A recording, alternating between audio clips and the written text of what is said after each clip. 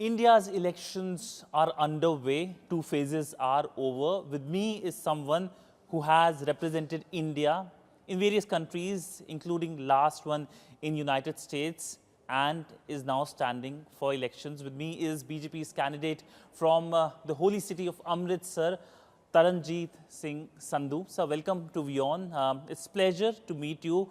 My first question to you is, as a BJP candidate, what will be your focus in Amritsar? Very simple and clear. Focus on development of Amritsar. Amritsar, which was one of the top 10 cities of India, and today it's really lagging behind.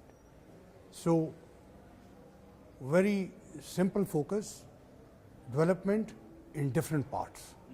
And if you look at Amritsar today, whether in terms of incomes, unemployment, in terms of industry, in terms of agriculture, in terms of commerce, even tourism.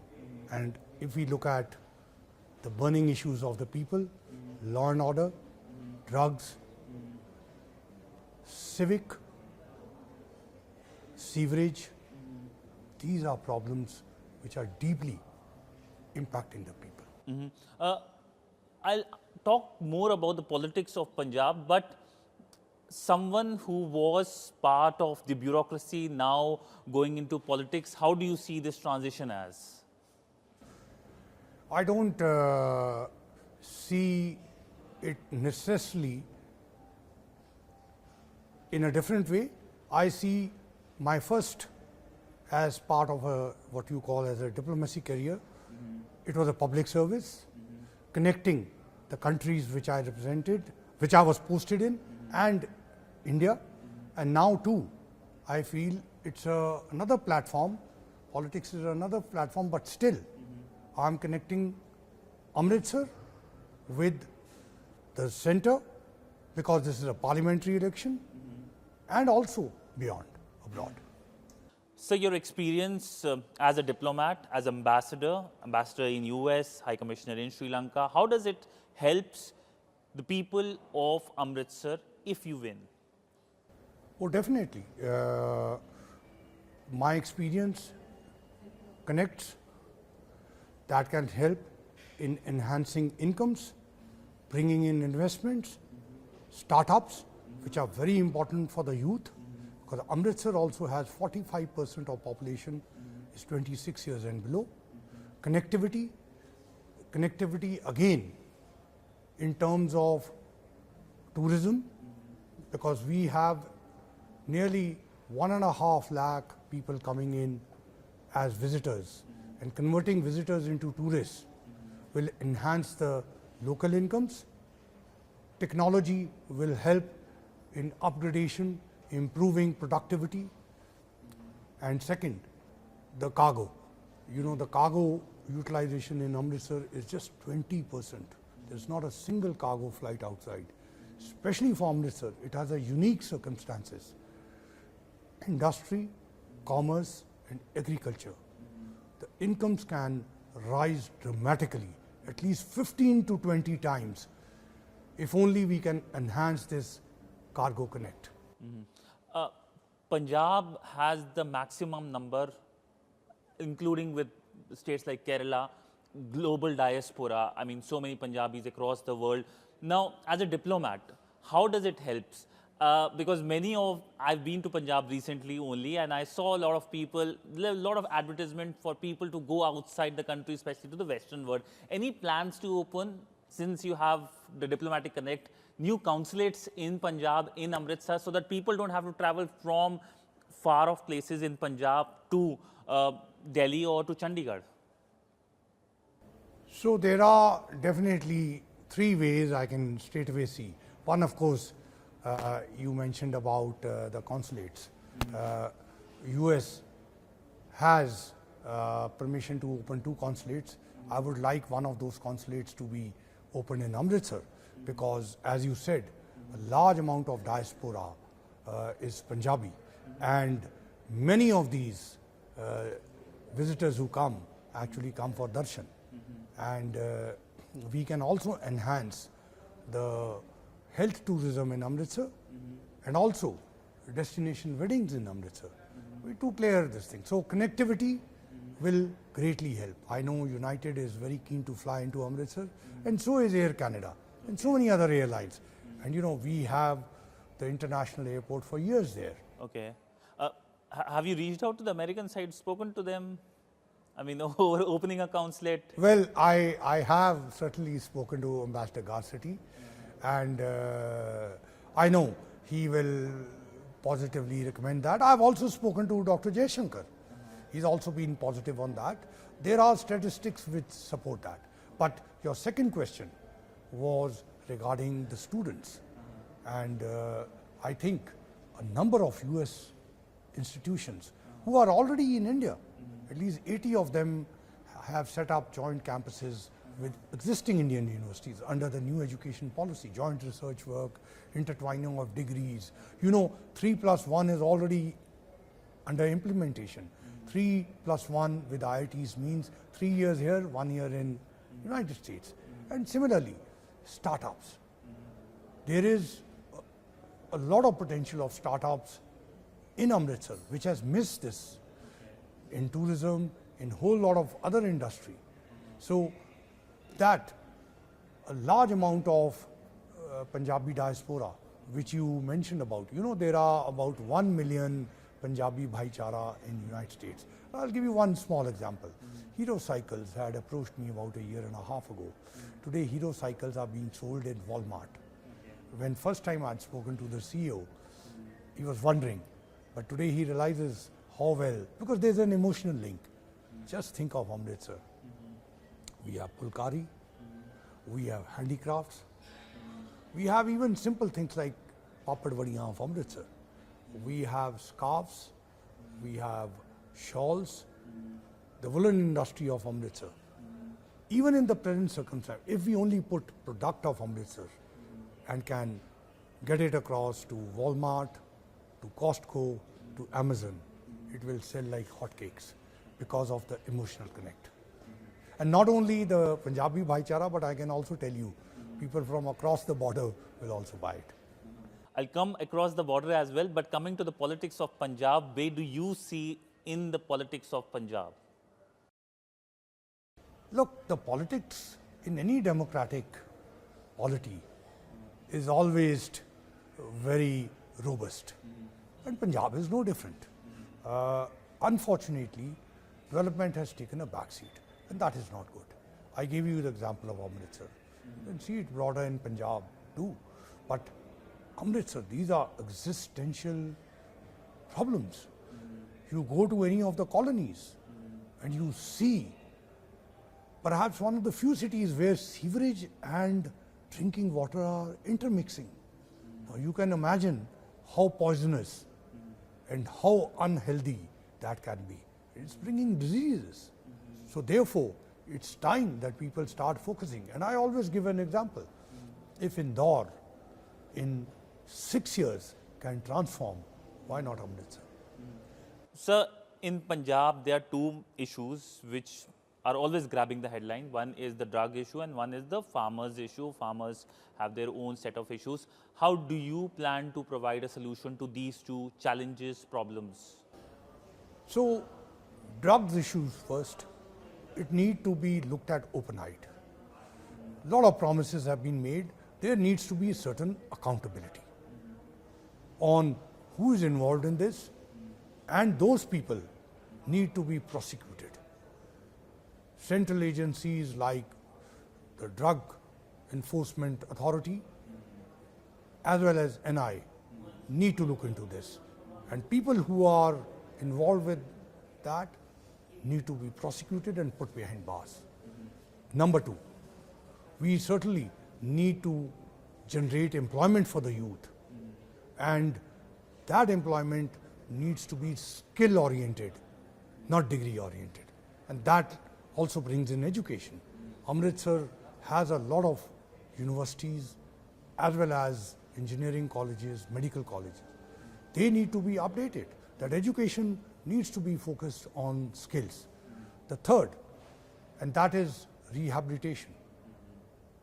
Rehabilitation, the focus needs to be bringing people out of that situation and not that rehabilitation centers become actually platforms of selling drugs. You know, we have some of, in fact, the medicines are sent by, are actually sold by United States. And you know, the Amritsar diaspora in the United States, especially the medical doctors, are very keen to help out. Now, a combination of all this needs to be brought in. Lastly, you know, India has gone in for procuring of some equipment that will bring down drones. Now that technology needs to be utilized to ensure that if any such stuff is coming through drones, those are shot down. Sir, your party has produced Prime Minister Atal Bihari Vajpayee, Prime Minister Narendra Modi now. Prime Minister Atal Bihari Vajpayee once said, in fact, he has been pointing to neighborhood first policy and pointing out on connectivity as well. We have seen the Lahore Declaration, but there has been a famous quote which says that we can have dinner in Lahore and lunch in Amritsar. How do you plan to make sure that Amritsar becomes a connectivity hub in the region? You know, both the Prime Ministers you mentioned, I had the honor of working with them. You know, in 2000, Prime Minister Modi's address to US Congress, I was very much instrumental there. If you look at the old YouTube, you will see me in black beard. Prime Minister Modi's two addresses to US Congress, both times I was involved, in 2016 as Deputy Ambassador and finally last year as Ambassador. Both can be seen in YouTube and you will see the reception there. You mentioned about connectivity. I've already mentioned to you that connectivity is very important, especially for Amritsar. And connectivity can be done in three ways. One, I mentioned to you about air cargo. 20% utilization, we have 80% facilities available. And we don't have a single cargo flight. Second is through the border. Now, if we are able to send our products, both industrial as well as agriculture, to even Saudi Arabia, UAE, Dubai, which are part of India, Middle East, Europe corridor. And you are aware when Prime Minister went last month, he signed an agreement in UAE. And a whole lot of our products can be sold there. You know, Lulu, one of the biggest stores in UAE, actually have a factory in Mohali. So that's one way. But if our products are sold there, I'm confident there's no way Pakistan can stop the transit. The transit needs to be opened up. So that's the second way. The third way is the rail connection. You know, there's only 25 kilometers of area between Patti Makhu, rail connection. I've spoken to Railway Minister Vaishnav. He's willing to get that sorted out. It's been waiting for a long time thanks to the state government. But now I want to push that further. I know that World Bank is willing to assist in that. And I also know that United States, because of that corridor, and it's deeply invested in India, Middle East, Europe corridor, is also willing to help that. So if we can connect that, we can save at least 300 kilometers and directly approach the Gujarat ports and Mumbai. And I can just give you one simple additional example. You know, Patharnak, it's called Nashpati. It's only grown in Amritsar. It's a completely green fruit because no chemicals are used in it. And it lasts at least 50 days. It's very strong, it's very juicy, it's rich in iron. If we can get to UAE and we can use this rail link too, so it will enhance the incomes of the farmers big time. So all these three alternatives, including what you have mentioned about Atari-Wagah border, if we have all these three alternatives, it will help. If tomorrow even one of the alternatives shuts down at least 2 others are working. So, since you've mentioned about Pakistan, I've asked about Pakistan. What do you make of the recent comments? First about Maryam Nawaz, who met the Indian Sikh pilgrims in Kartarpur and talked about very nostalgically about the Indian Punjab. And there has been comment by the Pakistani businessmen to have trade with India. Now, Punjab is a border state. This is a state which has had historical connects to the Western Punjab as well. So do you see some kind of conversation happening? I know it's a central decision to be made, but as someone who is from the border state, what do you make of these comments? So I will leave it to the MEA to comment on that, but I will only mention and draw your attention to that it was Prime Minister Modi who responded swiftly to an invite by Maryam's father, the then Prime Minister Sharif, for a wedding invitation. And against all security advice, he went there. So he's always taken those initiatives. I think definitely for Amritsar, this will be a welcome move. That is opening of transit trade. And what goes into it, you know, it was not India which stopped the trade. So definitely it's time that Pakistan also provides most favored nation treatment, and more importantly, open the transit trade across Pakistan.